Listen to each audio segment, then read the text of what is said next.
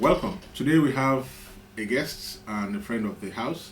Her name is Dina, and she's going to be talking to us about her projects, what she does, and all that she's been involved in and what she'll be doing in a couple of months down the line. Dina, welcome. Thank you very much. So, what do you do? Qualified accountant and a qualified teacher or trainer, should I say.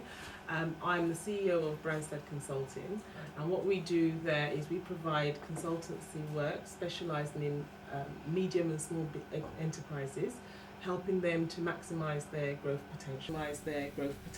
Right. So basically what that means is helping business for people that want to grow their businesses and also export to other countries. In addition to that, I also do training because that's part of the consultancy work.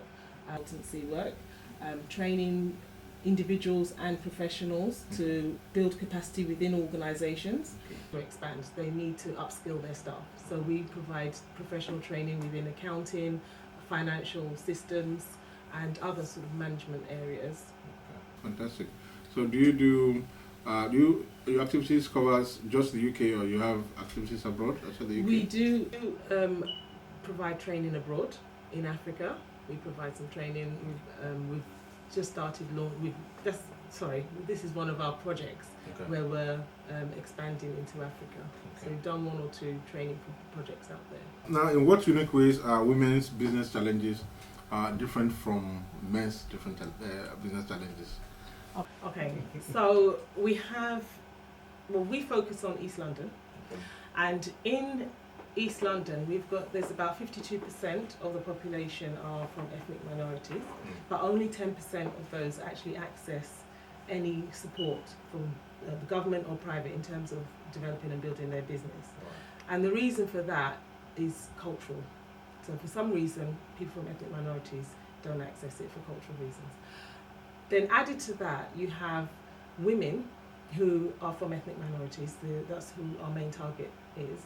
So they, again, they have a number of challenges which, apart from the cultural reasons, prevent them from accessing and developing their business. And I'm just going to talk about three main ones. Right, so the first one is the reason why they go into business in the first place.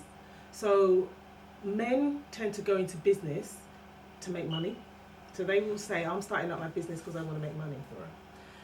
But only, but majority of women will go into business because they want a better work-life balance. So because of family commitments, they choose to start a business which is more flexible. So you can see from the onset that men have put money as a priority and they go all out to achieve it. Whereas women, the family comes first. So the business is secondary. Right. Do you know what I mean? So therefore, it's a challenge for them to succeed in business, to start, at the beginning because of the reason why they start business. Right. Yeah? Right. Okay, so the second reason is the attitude to risk. So you've got men who take more risk than women. Women tend to be more risk averse. So again, that's another challenge for them in business, because when, obviously, as you know, business is a risk. It is a risk. Financial, commitment-wise, everything. It is a huge risk. And for women, their biggest fear when they go into business is lack of money and getting into debt when they've got a family to feed, So it's a real challenge for them to actually access finance. So again, part of the program is helping women to access finance that's available. So then the third reason is really about business skills and expertise. So again, men tend to stay in their careers longer, whereas women have career breaks, they have children, they start late, they stop work to look after family and elderly or ill relatives. So that again presents them with a challenge. One of the biggest barriers for women starting up business is that they feel that they don't have enough skills, so they just don't bother starting. Men get to the top of their careers and then they move into business, whereas women, they probably stay at a low level.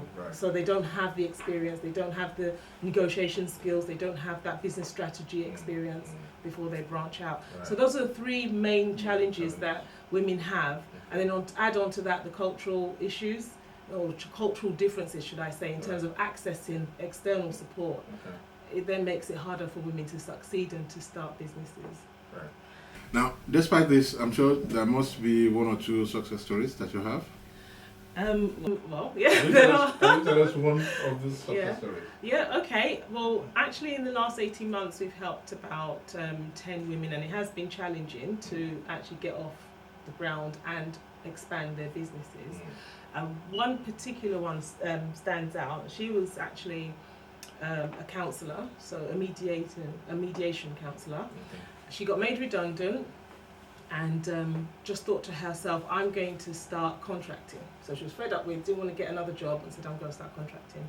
She came to me, and she signed up to the program, and I was able to expand her view of business. So she didn't want to take the risk, and she had a little bit of money, but with a bit of coaching, we were able to develop a business strategy, build up her confidence, and also access government support. So she got some government funding, and she used that to develop a website and a social media strategy to promote her business and a marketing plan. And from there, rather than her contracting, she now started to employ other people to work with her, because she got a partnership with a major counselling organisation. And working in partnership with them, she needed people obviously to deliver major contracts. So that was really good. So she went from somebody with no confidence, unemployed, into that. An employer of labour. Fantastic. So how do you see the future outlook for women-owned businesses in the UK, generally? Yeah. Okay, that's an interesting one. I mean, well, first of all, I can say that there are some major benefits for the government or for the economy for women being in business and getting more women into business. And first of all, they contribute between 50 to 70 billion pounds every year to the economy. That's just business-owned, women-owned businesses. And secondly, they help to obviously create jobs, because that's by being in business, they're employing people, and they are also a source of obviously alleviating child poverty within the country, because that's a huge thing for the government, because women tend to support their children financially, and more than men. Okay. In that sense, sorry, no offense to men.